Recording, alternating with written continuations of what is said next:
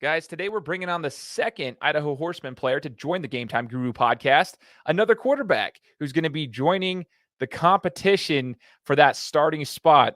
There's a couple quarterbacks in the room, and it's going to be awesome. Today we get to hear from the second, and we're going to be learning about the mountains and valleys throughout his sports journey. You guys need to listen, how he overcame obstacles, multiple setbacks, injuries, and why he has a new perspective on the game of football, why he's grateful to be able to be playing at the next level. So stay tuned. It's one that all athletes, coaches, parents, any fan of the sport should be listening to. So share this with your friends and family and buckle up. This is the Game Time Guru. So, what time is it? Game time! This is the Game Time Guru podcast, where I interview sports figures from all over the world to help deliver a panoramic view on sports. So whether you're a former athlete, one of the crazies, or simply a casual sports fan, this is the perfect show for you as we peel back the curtains and learn from our guests every single week. I'm your host, Shane Larson, and I'm helping you see sports through a different lens. What is going on, everybody? Welcome out to the Game Time Guru podcast. Another week, another interview. We're bringing you the sports content that you guys want to hear. My name is Shane Larson, host and creator of the show, 4 years strong now, established 2017. I got to give a shout out to the listeners. For anybody who has, heard an episode of the show, who's shared any of the content, anybody who's been on the show, anybody who's left me a review on my podcast platform for Apple Podcasts. If you haven't, please go do so, guys. Go leave me a review on Apple Podcasts. It helps me out significantly. You don't understand how much one little review can help you in gaining the momentum and the exposure that you need and the credibility as a podcast. But for everybody out there, thank you so much. And a massive shout out to 208 Printing, the title sponsor of the podcast. It wouldn't be possible without them. They got all the printing that you need. So if you got a business or a brand that you're trying to get out there, if you're a team, and you need to get jerseys, shirts, any kind of swag made, hats, whatever it may be, hit up my guys over at 208 Printing. Go to madeby208.com. I always put them here in the description, but it wouldn't be possible without them. So massive shout out to them. And we're sticking things here in the 208. We're talking about some Horseman football again. You guys remember the interview I did with Giovanni Sanders, and I told you guys before I'd be doing some conversations and interviews with more Horseman players. Idaho Horsemen is an indoor football team here in Idaho. It's a professional organization. And what we're trying to do here is build the exposure and whatnot for this program. There's a lot of talent. And today we get to talk to another quarterback. So this is the cool part about it is there's a quarterback room for this Horseman team that's unlike anything I've ever seen. So it's going to be pretty sweet. A lot of competition, but that's a good thing. And I'm bringing on one of them again. This time it's Chad Mason. Chad, thanks so much for joining the show, man. Hey, great to be here. Thanks for inviting me. Absolutely, brother. So we talk about it. Okay, we had Giovanni. We're going to probably bring on more players, but as far as the quarterbacks, you and him are the first that we've talked about. Have you had a chance to see the potential quarterbacks that are going to be on this team coming up into the season? I have, yeah. So being local, Hayden Wright, the 2019 quarterback, him and I have been orchestrating weekly throwing. So Tuesdays and Wednesdays we go out there and him and I, get 4 or 5 receivers, whoever can show, and we, just let it fly. And it's, him and I it feels like we're competing every throw. So it's been fun just having that guy pushing you. So, and I know Giovanni's bringing a whole, new style of game. So I'm ready for the competition. It's going to be fon this year for sure. Yeah, I'm sure you're probably no. It's not foreign to you. Competition's part of the game. You know what I mean? So it's good. It's always good. It helps you rise. Hayden Wright, like you just mentioned, I mean, that was kind of it was a surprising thing for me because last year he wasn't coming back. And that's why they were trying to find some, someone to fill his shoes because he had a phenomenal year in the inaugural season, 2019. Horseman went undefeated, win the championship. And everyone was trying to see if he was coming back and he wasn't. And then this year, I mean, it was probably a month ago or so, not even maybe that the announcement was made that he's coming back. Was that a surprise to you at all? It just being from January 1st, it was just me and Cal, one of the receivers out there. And then we were just working on trying to get guys there. And then 3 weeks later, then I was like, who's this guy? He's carrying a football around. He's doing quarterback. I'm like, oh, this is Hayden. I've been hearing about him, around just being the first quarterback of the Horsemen. And, so then I was like, I went and introduced myself right away just to, let him know who I was and just kind of, saying I'm here and we're going to compete for sure. So It's been fun. He's a good guy. We work out together, we throw together, so it's been fun. We're good buddies now. That's dope, man. That's super cool. Yeah, I was just kind of surprised myself. I'm like, oh, in a good way. I'm like, man, this is just a lot of talented quarterbacks coming in here. Yeah, that's a good problem to have. That's what I told coach. I was like, that's a good problem. A lot of people don't even have a quarterback, and here you got, a solid stack of them that are going to be competing. So here's a question, Chad. We got to get to know you, right? You introduce yourself to Hayden. Now he knows you guys are buddies, but let's talk to the fans here for a minute and let's get to know you, your playing experience. When did you start playing football, and have you always been a quarterback? I have been always been a quarterback. Older brother was 7 years older, and my older sister was about 5 years older. So just growing up, had that competition of them. They didn't take it easy on me, that's for sure. So I would say when I got against my peers, I was going a little bit harder than everybody was because I knew how tough they were on me. So growing up, I started at 7 in Pee Wee football in our junior minor program. I grew up in Grass Valley, California. Okay. It's about an hour north of Sacramento, close to Tahoe area. And so we just had a great program, and it was just the Pee Wee fed right into the high school, and we ran the same plays, and it just was amazing. So I saw a kid wearing a junior minor jersey, and I was in 6th grade, I think, about 7 years old, or I forget the age, but I was jealous. I wanted it. I was like, Mom, I got to get into that. And so, yeah, we looked it up and started right away. And my coach had coached me through basketball and baseball season and soccer, all the little things you do. And he ended up being my Pee Wee coach. And he's like, Chad, get over here. I know you got touch, try throwing it. And just naturally just came to be that I started playing quarterback, and it just kept going. And so every year, from 7 on, just until I was 18, I ran the same wing tee offense, and got good at it. But it took, Pee Wee football, junior minors, we won almost every year. We just had a solid group of guys, and so once we got to high school, it was just like the back of our hand. Really, we knew what we were doing. Yeah. That's interesting to me. I want to touch base on that real quick because I didn't know that.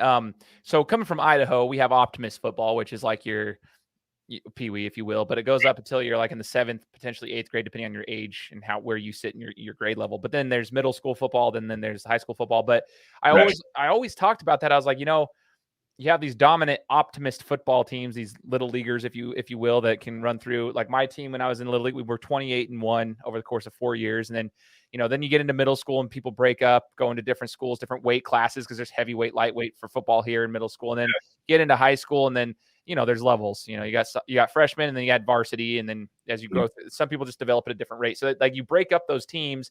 It's not the same offenses by any means, because when you get to these high schools, it's completely different styles of ball, like from people coming from all over. And I always wondered why we didn't have a system like that. There is a school here in the state, Madison, is a school that I always kind of like. I respected, because for basketball, they run the same programs through their club teams all the way through middle school and high school, and they run the same systems. So when they get to high school, they're so well versed in their systems that it's very difficult to beat them. It doesn't matter if they're coming from different clubs either. Like they're all pretty similar and they can grasp the concept. Do you feel that like played an advantage for you and like growing up in the same system and being able to play in that system in high school? Absolutely. There was a lot of advantages, I would say, just because Dave Humphers was our head coach at the varsity level. And through high school, there's freshman, JV, and varsity. So 2 levels to get to the varsity. But he made it such a culture around it. It was the minor magic that we had. One of the best stadiums I've ever played in was our high school stadium, surrounded by pine trees, up in the hills. All these teams from Sacramento, like inner city kind of schools, had to come in and come play up in the mountains. And it was.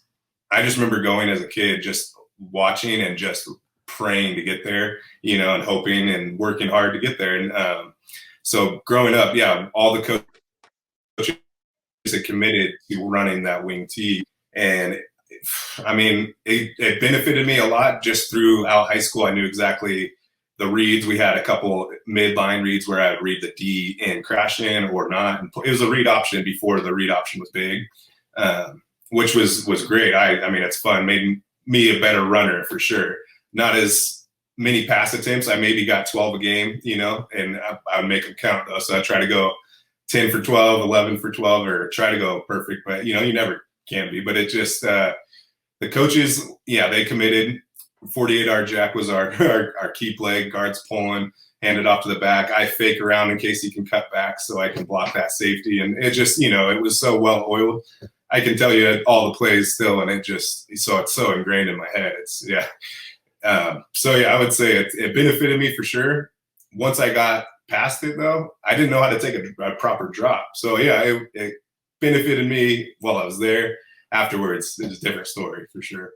Okay, that's a really interesting point. So you're talking, if anybody's listening, you probably have heard of the name Steve Young. Okay, so Steve Young, for those who don't know, I'll just give a quick little background on Steve Young.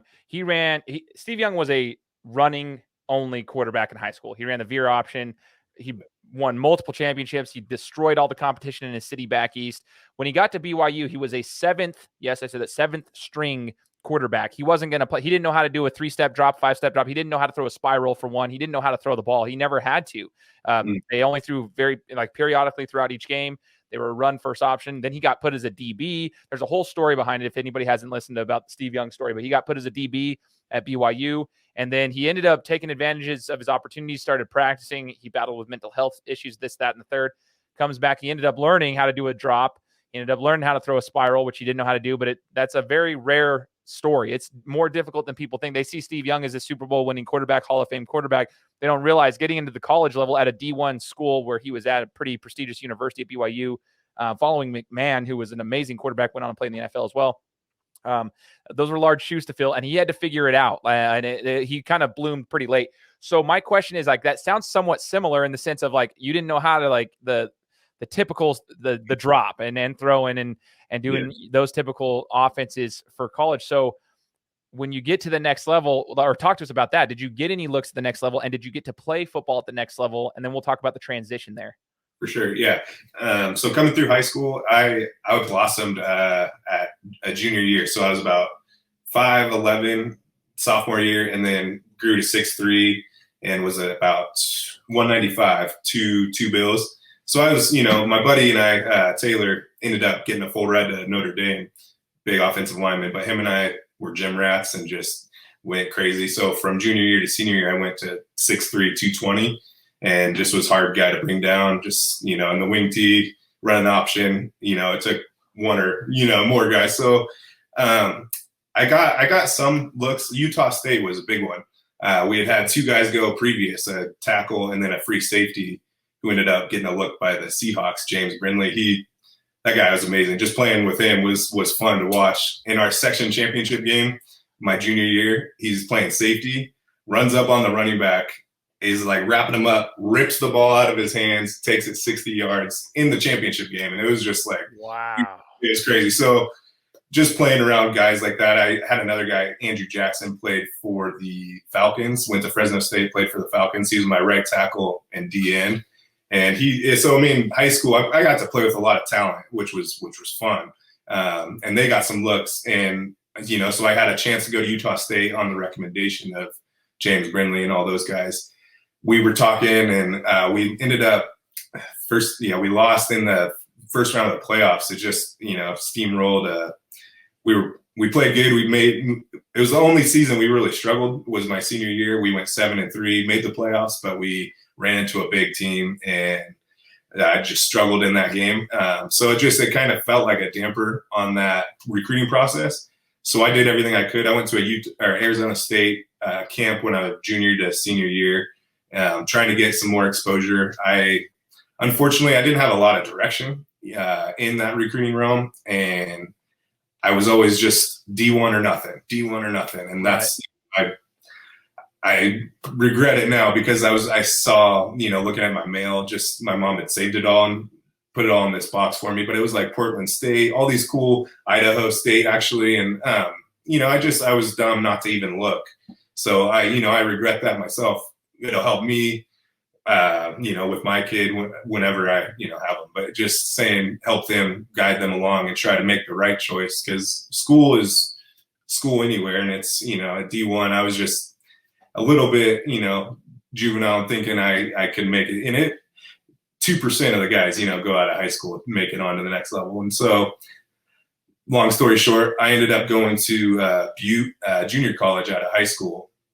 And just because of the reason Aaron Rodgers went there a few years before me, quite a few years before me, his little brother, Jordan Rodgers, was there at the same time. And we ended up battling, and we ended up playing. And so I ended up breaking my foot the last game of the season and 3 surgeries deep. So from 2008 to 2009, I had 1 surgery to fix it all. They put a bunch of metal in, plate. I broke the Liz Frank. So the Liz Frank, you've heard of that.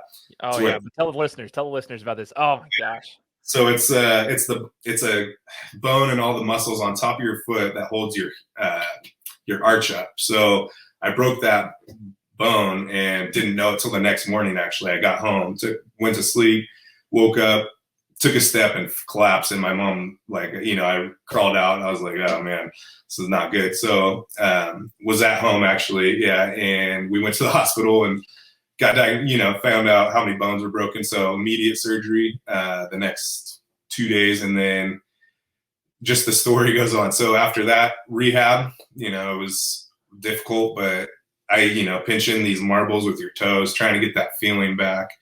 Then finding out they had to take the metal out, so another surgery. So it's like gaining all that muscle back to get it taken away again for another recovery. So I had to go back in. They took the metal plates out, the 1 screw that was in there, and it happened to be great. And then about 6 months later, I just started really limping again and didn't know what was going on. And my weird thing, my pinky toe and my middle, or whatever that toe is next to the pinky, they started growing this way. So they started going across, just really weird, going across my foot. So I had to get these pins inserted down into my 2 toes, about this long, into my foot.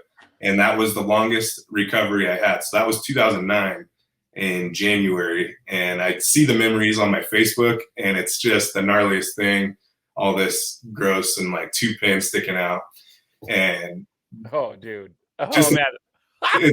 So I go in to get it out, the greatest day. I was like, okay, you're gonna put me under, right? No. He pulls out pliers. He's like, you might want to bite down on something. And I'm like, you're joking, right? And he's like, no. And he grabs it, and I'm just like, I look over, and my mom rode with me all through this. She was, what held me together. And shout out to your mom. Yes, for sure. I'm a mama's boy, so I look over and I just bit down on a towel, I think, and yanks, and oh my God, worst thing I've ever felt. Sorry to go there, but it just, that was the extent of that pain that I was like, and what am I, is this rehab going to be worth it? To go back to the sport? Cause that's all I thought about was just getting back. I just wanted to fight my way back because I felt like I didn't give myself a proper chance, out of that JC. I didn't get the best looks, and it just took, so I played that year. So it took a year, my clock started. Right.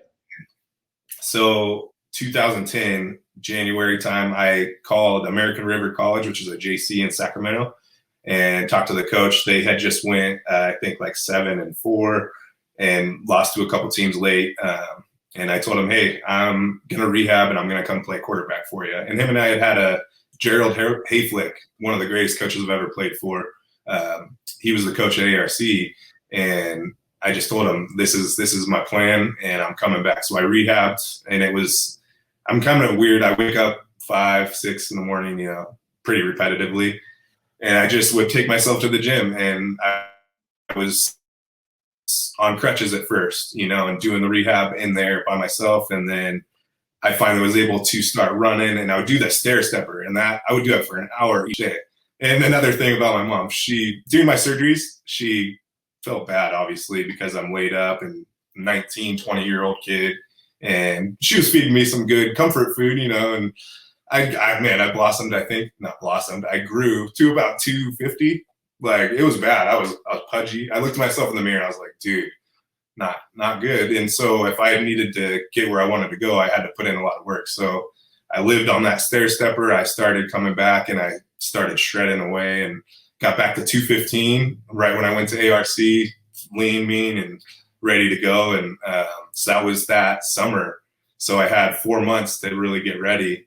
And the athletic trainers at ARC they were awesome. I forget her name, Lauren, I believe is her name. She wrapped it special for that Liz Frank break, would put a little pad underneath in my cleat. So I was always taken care of, which was awesome. But at JC, ARC was such a good experience. Like they did things right, in my eyes. They took care of their players. They, made sure we were hitting our books, and it's always, you hear books, before the ball. And it's true. You got to, in high school, I probably didn't take that as seriously as I should have. I wish, obviously looking back, I wish I would have.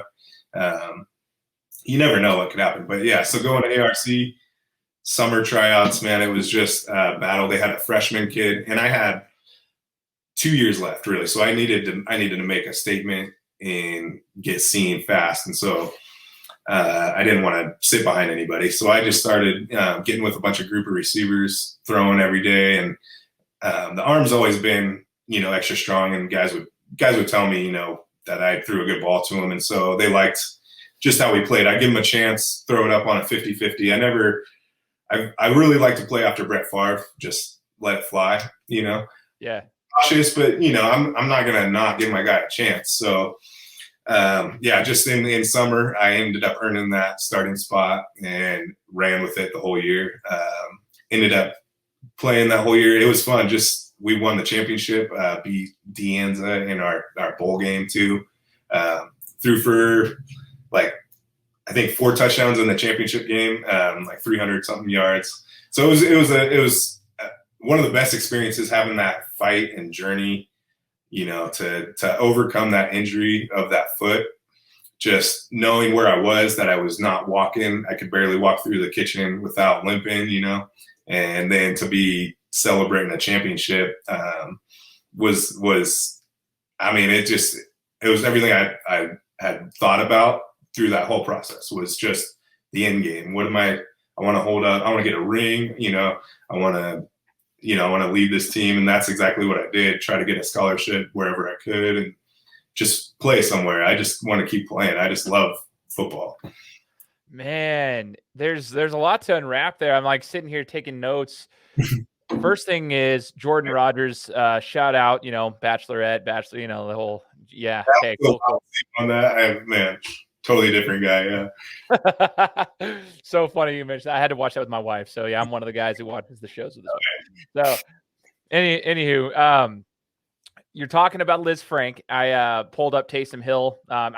We've already we've talked about Steve Young and kind of some of the similarities there. Well, Taysom Hill, if people want to look at a quote unquote big name player who's now made his name in the NFL with the Saints, holy cow. That's a guy who, he had a Liz Frank injury, but he could not stay healthy. His foot kept messing up and people didn't understand it. Now, I hope after hearing what you were saying, people have a better understanding of that type of an injury. It's actually super, super serious. And a lot of people don't recover from it to be able to compete at a high level like you were able to do after an extensive amount of rehab and setbacks. Gosh, the third thing is, I want people to hear this from you, Chad, because you talked about the setbacks, not one, like LeBron would say, not one, not two, okay.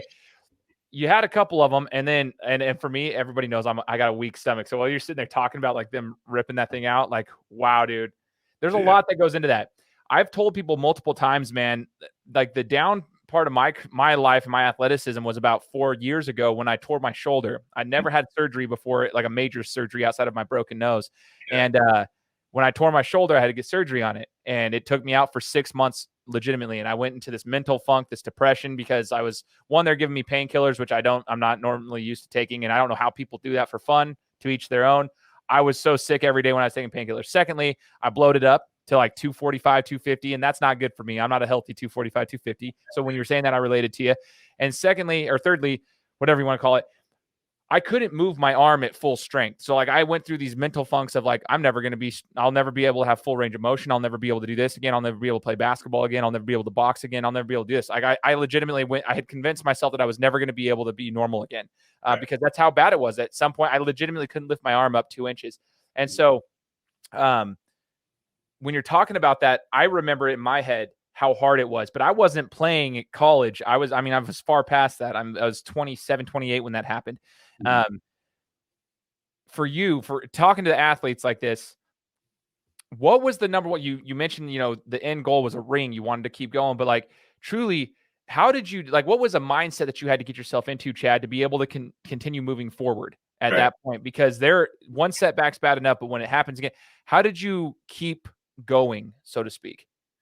It's a good question. And, looking back at my younger self, just from 18 to that 21 was that whole time, 3 years of my life where it was so uncertain what was going to be my future. And so right when the first surgery happened, I had optimism, going into it. I'll be right back, no big deal. Second one happens, and so I'm sitting there and going to rehab every day.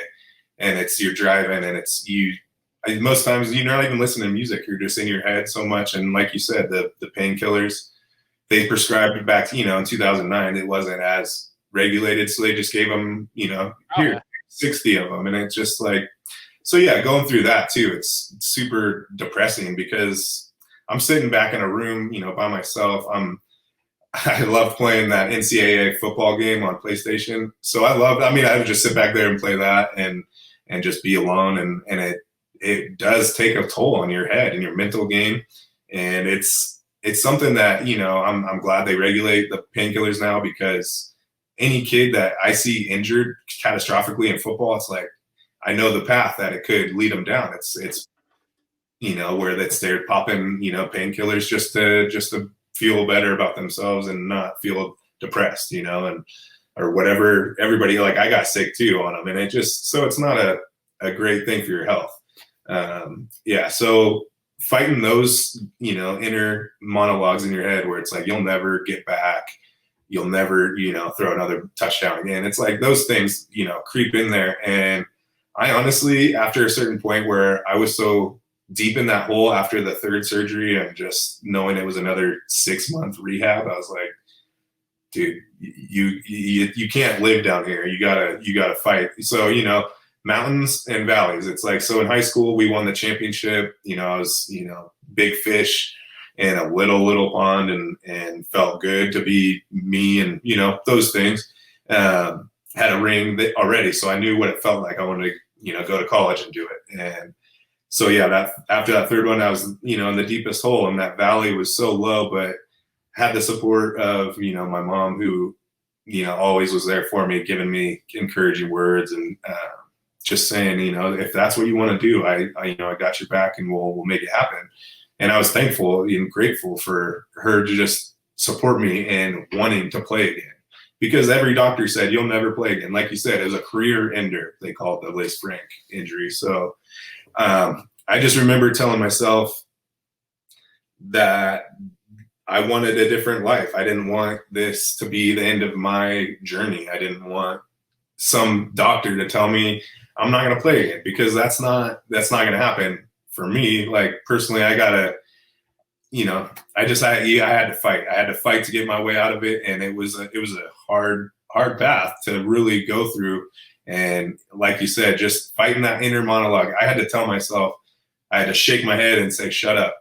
I'm here. I'm doing the work. It's going to pay off. I'm here. I'm doing it. It's going to pay off. And it was, points where I couldn't even walk after rehab, because it was like so excruciating, and just had to take my crutches again and walk myself to my truck. And long story. And it was, a tough time for sure. But that journey, I think, made me so mentally prepared for anything to come. When I made it to camp, I was enjoying just being at camp. Like, we're running, sweet. I was happy. Like, I didn't care what we were doing.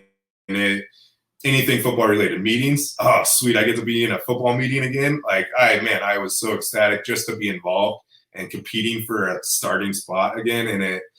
But that climb back to it's baby steps, and you got to just keep putting one step forward each day, one step, and you got to just keep telling yourself it's going to pay off. And I'm lucky that, I fought my way through, and it did pay off for me. So it was quite a journey, though. It's crazy. It's crazy hearing you. And you mentioned baby steps. For any young athletes out there that might not have kids, let me just tell you, I got a 4-year-old and a 1-year-old. My 1-year-old started walking about, 2 months ago. And it is like when Chad says baby steps, when babies start walking, they're very small stutter steps. Like they kind of like are unbalanced and they fall and they land on their butt or whatever. And then they stand back up and they take. So when he says baby steps, like that's part of the whole process, baby steps. And then you fall and then you kind of get up and you're gripping the ground with your toes and you're like not very coordinated. Baby steps aren't always pretty, but you got to take them. And then eventually you build yourself up. I love that you said that you had you had a new perspective. You're just thankful to be at camp. When I went through my injury with my shoulder, I was playing my very first 3-on-3. We played in a 3-on-3 city league basketball league in the summer here in Boise. And I was out there playing, and it was a month after I had been cleared to finally play. And I was no longer the guy who was banging down low, like getting physical anymore. I was kind of I was very cautious. I didn't want to lift the ball up too quick, because if somebody hits the ball when I'm going up, it would pop my shoulder. And I'm just those little freak things that you get here of like reaching for a pass to deflect it when I'm playing defense, like the little things, reaching for a rebound. I don't want my shoulder getting yanked back. The little things I was very, very conscious of. And I remember one of my opponents was sitting on the sideline with me, and he goes, "What happened to you, man?" He's like joking around with me. He's like, "You used to bang. What's going on, dude? You're soft now." And I'm like, dude, I'm just grateful to be here, man. I was like, I'm just glad I can shoot the basketball and compete right now. Like, I don't even care about banging. Like, so it kind of hurt my feelings a little bit. I was like, yeah, dude. And, I knew I had work to do still, but I was in that same boat. I was just grateful to be there. And I'm glad that you had that perspective. Young athletes, take note. You'll have setbacks and so forth, but hopefully it's not an injury that gives you that perspective. Maybe hearing Chad's story right now, you can already start to kind of gain some appreciation for the sport that you're playing. Be appreciative that you're even out there and the opportunities, because you never know when you won't have that chance again. Quite literally, like it sounds cliche, right? But Chad didn't know he was going to break his foot, and then it was going to turn into a situation where it was like a year and a half before he could even like really get full strength at all. Didn't know that. So take note on that. Now, Chad, after your stint at ARC, right? What was the next steps after that, and what did you end up doing? So I ended up going, got recruited by a couple schools, one in Washington. Whitworth was like a D3, and then Ohio was a D3, Ohio Northern. And I took a visit to Whitworth in Washington and loved the Seattle area. I really don't know why I chose to go to Ohio. For the main fact that when I went to Ohio and saw the culture of football out there and the nuts that, the Buckeyes, like they're crazy, and I've seen your Ohio State, so I know I've seen it, but those fans, when you're around them all the time, holy crap, it was wild. It was just, yeah. So I went out there for a visit and ended up just loving the system they ran. It was similar to ARC. It wasn't, they were just asking me to play quarterback, and Whitworth had asked me to play tight end and play wherever. And I was like, I want to play quarterback and continue what I'm doing. And so, I ended up going to Ohio and just found out that the strength of guys in California was one thing, but I've never been grabbed by one hand and just yanked to the ground. Like in practice, I just was thrown. And I was like, I was 230 at this time, with more muscle than me. And it was, I was like, whoa, like, okay, welcome to college football. Being D3 doesn't matter. It's like NAIA, D3, D2. It's football. It's there's guys competing everywhere. So, went, and it's in this little town of Ada, Ohio, maybe 2 full blocks, of town, and that was about it. They make the Wilson footballs there. That's their claim to fame. Dope. Okay. Cool. So I got to see all of them be made, how they patched this stuff, and the Michigan patch was there, and no one wanted to do that one because they wanted to just do the Ohio State one because they didn't want to send Michigan their balls. So it's pretty funny just to see the whole process. But played. I ended up in camp, just was grinding away, trying to earn the starting spot. The quarterback had just left, was a senior, was a great runner pretty much. So I was doing different things. They had a lot of veer option, but I was trying to have the spread game, where I could throw the ball around, and that's what they were implementing. And we had a great first few games. Won the first game against North Carolina Western. And we go into the second game, and we play this team, Mount Union. I don't know if you. Oh yeah, Mount Union's a really well-known program at that level. So that was week 8. And so week 2, I ended up playing, and we played Otterbein is their name. And I was rolling out and just got rolled up on my knee, and just another injury. So, I don't know what exactly happened. I heard a like slight click in it after that, and was trying to just come back to practice. Couldn't make it for the next couple games. My mom and brother were scheduled to fly out to Ohio and come see me play. So I was grinding in the rehab center, just trying to get ready. And so week 7, I was back, and just in time for that week 8 Mount Union game.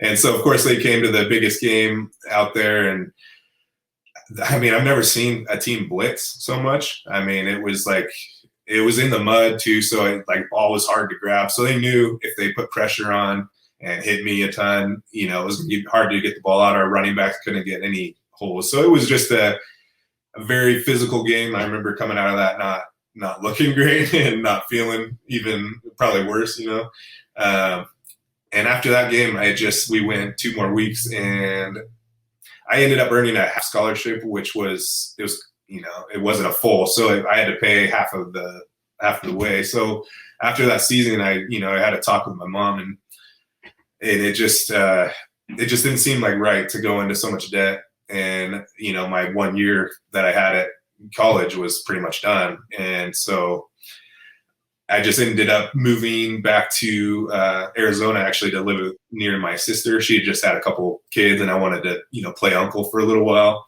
And that was fun. Worked with my brother-in-law.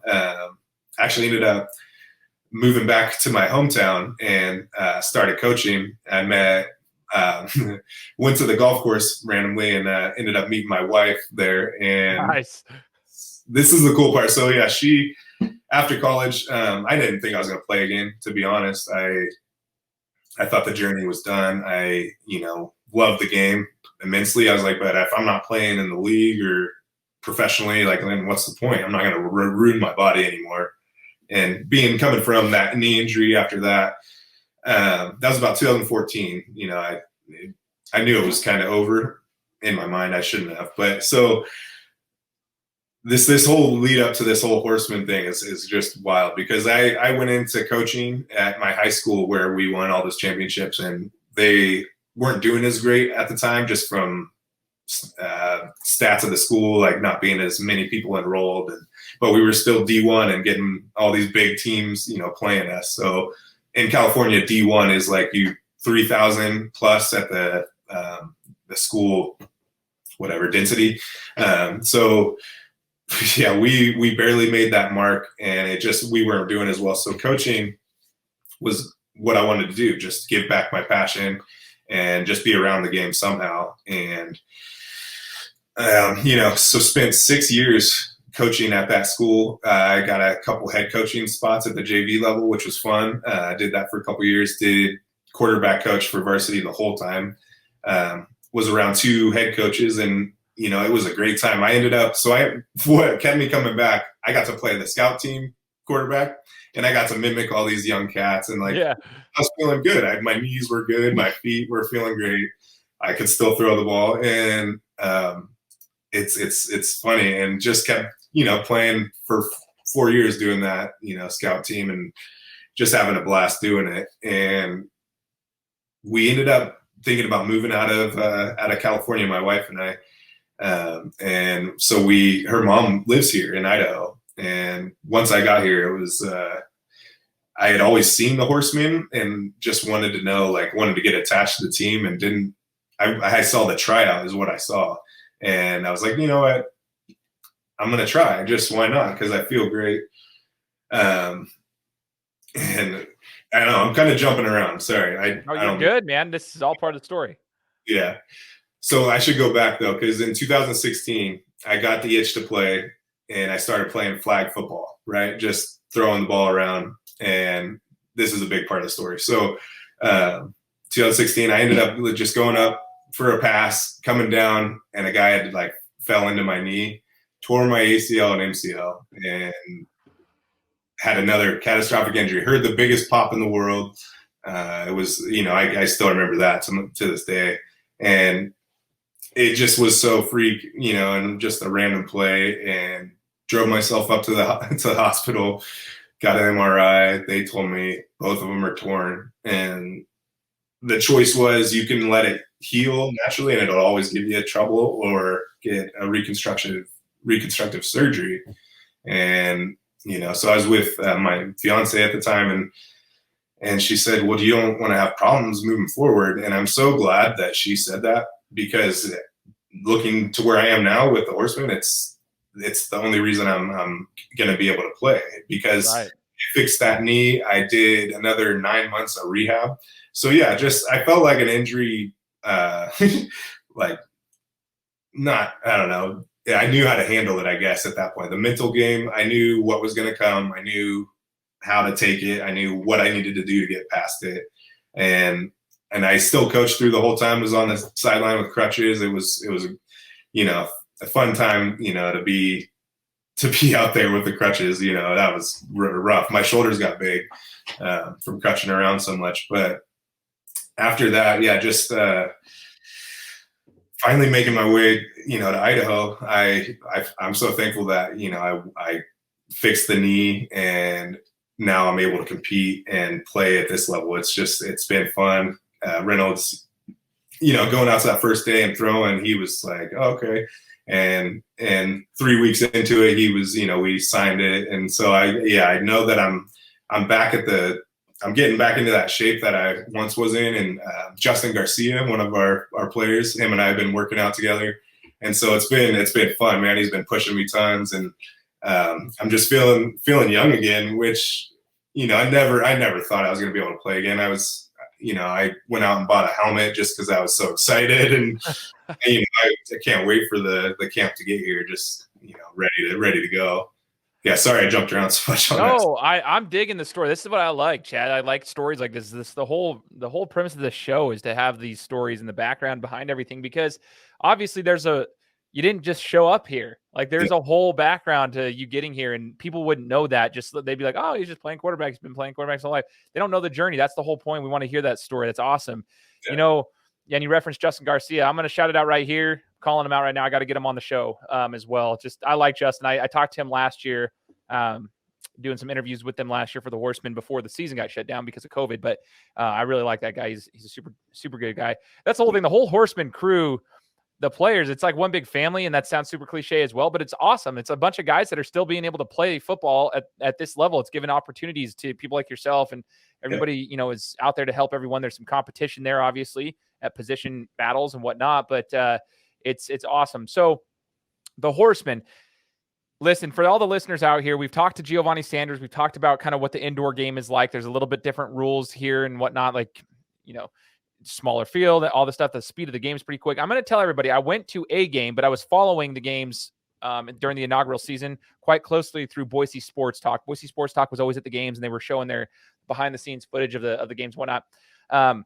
It is fun. So if you live in the Treasure Valley, anywhere near Nampa at the Ford Idaho Center, if you live anywhere near, so I'm talking the surrounding areas, Boise, Meridian, Eagle, Middleton, Cuna, whatever, okay? Nampa, of course, Caldwell. If you guys are in the Treasure Valley or you're just traveling around in Idaho, come check out a game, okay? It's so much fun to watch. These games are super, super fast-paced. It's actually really cool. Like, people are like, oh, what's going on over there with the Horsemen? And now you're getting to know the players. Guys, it's a really fun game to watch. Chad, I want you to tell the Horsemen fans, though, what they can expect to see from you on the field in a Horseman jersey.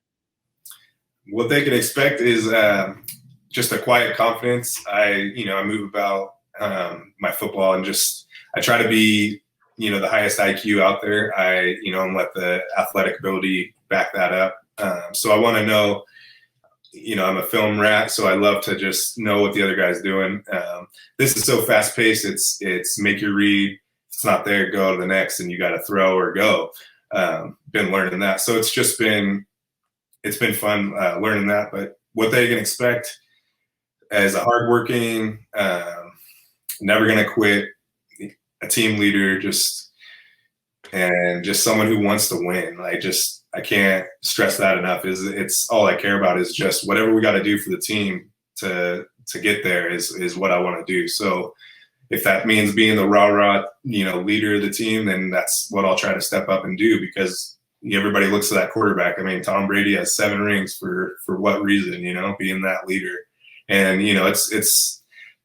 I mean, why can't we all strive to, go chase a championship and do it together? That's what, like you said, the family is so cool. And I already feel it just being, I've been in Idaho for about a year, and it's just, this is the best friends I've made out here is Justin and all these guys I'm meeting so far, and Cal, Hayden, all those guys. So I look forward when all the out of state guys get here.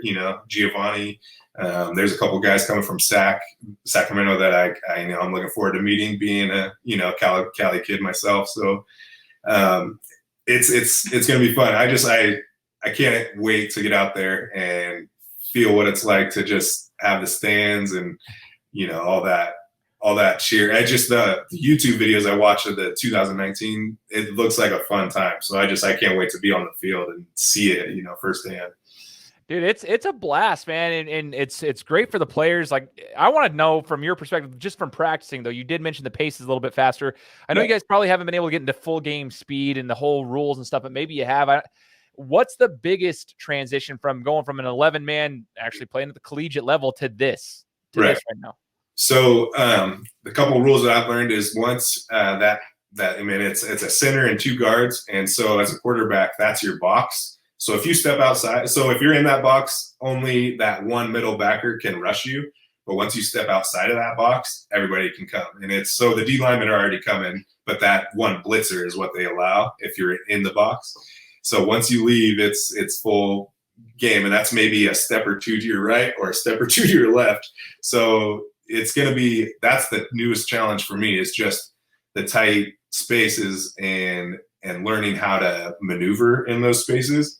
The funnest thing is being able to drop back, send my quickest guy on a post, knowing the safety's flat-footed, and just throw it to the end zone and let him go catch it. And we've been working on that a ton. So it's been fun. And we got some great guys. This guy, Danny Osmer, man, he's crazy legs is what I call him, but he faster than the wind, really. I can throw it as far as I can, and he'll go track it down. So it's been fun getting around the talent out here. And the defensive guys, they're intimidating looking. The D line is looking, I mean, it's not fun to look at when you're a quarterback. They're right, ripping through, and you got to, avoid and make a play. But the pace of play, it's just, I think, coaching and doing all that, keeping the arm always ready and throwing all the time. I think it always, I don't know, in a strange way, I feel like it was leading to this. And in a strange way, being over 30 years old, one of the older guys, like, it's going to be tougher for me for sure.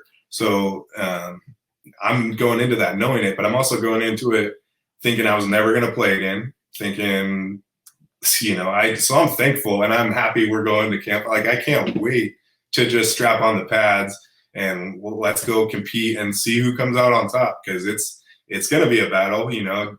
We're going to fight it out, and we're going to be, buddies in the meantime. But it's, every time you get a rep, make it count. And that's all I think about, is just don't count the reps, make the reps count, and fight, every day, just to show them that you're going to lead them. And that's what, I'm looking forward to it. I get a little giddy just talking about it, just because I really, my wife gets to see me put on pads for the first time. And that's something I never thought was going to happen. And I'm so stoked to just see her in the stands and put on a show for them. And I don't have to just talk about it anymore. I can show her what I used to do. And so it's been fun. Just this whole process has been wild, and I'm ecstatic just to be here. You know what I mean? Totally, man. So you don't have to play the Uncle Rico from Napoleon Dynamite anymore. When my day, now throw them over the mountains. Yep. Yeah, now you actually get to throw them over the mountains. That's the funny part, dude. I love it, man. I'm excited to see you, Chad. I hope everybody else who's listening gets stoked, because this is what we want to do. We want to personalize this. Let you see the players that you're going to be seeing on the field. They're human beings that have gone through this, that, and the third, and they're getting another opportunity to play. They're going to play at a high level. Obviously, Chad, I can tell just from your work ethic, that's one thing that I'm looking forward to seeing throughout the duration of the season. It's the work ethic, the leadership qualities that you just referenced right there, how you're going to lead the team. It's tough shoes to fill. I mean, coming into a team that won and they had a year off, and now what is it going to look like? Do they keep that momentum? Do they not? There's new teams in the league. Some stuff has changed. So it's really like a full clean slate, but there are still expectations. So it's a weird thing for Horsemen players, but people like yourself, you have that experience, you have the leadership traits, and that's what you're bringing here. So I look forward to watching you play and covering you guys more and more. I'm sure you and I will probably talk personally here in the near future. We'll probably see each other multiple times when I'm helping out with the team, but I'm looking forward to seeing you, Chad. What would you tell as we wrap this interview up for young athletes out there as yourself going through, you went through the realms of Pee Wee football in high school and then the JUCO route, and then you went to the next level of college football and you've had injuries and so forth through all of your experience. And even now, heck, you even got the flag football experience in there, which is intense, by the way, at times. But you got it all. And now you're playing at the professional level at the indoor football, with indoor football at the Horsemen. What's the one piece of advice, if you could tell a young athlete coming up, just anything that you've learned, what's the one piece of advice you think would be the most important to tell them? The one thing I've carried through my whole career is just a belief in myself. And that carries, I think, throughout every sport. If you believe you can do it and you see yourself doing it, you can go achieve it. Coaching, that's all I would tell you. You guys got to believe. You got to believe that you're in this game, and you got to believe that we're, you got to believe in every part of the game in yourself too. It's just that's what I would say to all the young athletes is don't ever stop believing in yourself, even if something knocks you down, like a knee injury or a foot injury or a shoulder injury. It's whatever makes you happy. Believe that you can get back to it, because I've been to that valley 4 or 5 different times and had to climb my way out each time. And it's something, that made me stronger as a man today. I can, lead my, whenever I have kids, I can't wait to be a dad, but it's just, I can't wait to lead them and show them, all the mistakes that I made and try to help them, figure it out a little bit. But just believing in yourself is the biggest thing as a player, because as a quarterback, especially, confidence, not cocky, but confidence, just knowing that you're going to go out and make it happen and do everything you can to win the game, to help your team win. If that's going over, diving over the goal line, whatever you got to do, it just doesn't matter. It's just, so I think confidence and belief in yourself is what I would say to all the young athletes. And even when times are the toughest, that's when belief is the biggest. You gotta really trust the process and fight your way out of it. Man, I love it, man. This has been an awesome conversation, Chad. I'm like super stoked about just having you on here to share your story. And I know the young athletes, the coaches, the parents that listen to this show can take something from this to instill in their kids and just instill in their own lives. And it's outside of just sports too. That's that belief and confidence that you need. That's something that sports teach you in regular life. That's if you go to a 9-to-5 job and you work for somebody, or you're an entrepreneur, you run your own business. That's something you got to take with you for the rest of your life. And it's cool to hear it from you, like how sports have kind of taught you that massive skill set that I think is lacking in society. I think there's always this false, a lack of belief all across society. People don't believe in themselves at all, period. But sports can teach you a lot of that if you allow it to, which you have. And now you're letting the other ones see how important that is. So even it's like going, I'm a real estate agent right now. And my belief is like, I believe that I can do this. I believe I can go out and do it, but it's that mental struggle. So even learning how to, become something different, it's just believing that you can do it and, just taking those steps to get there. And it's just, the belief is big in everything. Huge, guys. Parallels between life and sports. That's another big point of this podcast as well. Guys, I hope you enjoyed this interview that we had with Chad. This has been an awesome time discussing stuff with you, man. I really appreciate your time. And for everyone out there who's listening, if you didn't get it in the beginning, please make sure to leave me a review on Apple Podcasts, subscribe, share this with your friends and family, especially Horsemen fans around the Valley. Make sure to share this. We want to make sure the word gets out so everybody gets to know Chad on a personal level as well as the athlete. So make sure to get this out there. And Chad, just want to say thanks again for joining the Game Time Guru podcast. Thank you again, man. I appreciate all you do. And this is awesome. So thank you for doing this, man. No doubt, brother. Everybody, you know the drill. Subscribe to the podcast. We'll be coming back next week with another interview. Take care. Guys, thanks so much for listening to another episode of my show. Now, if you could go and do me a favor, head over to iTunes, give me 5 stars, and leave me a review. It would be greatly appreciated. Thanks, guys. Appreciate your support.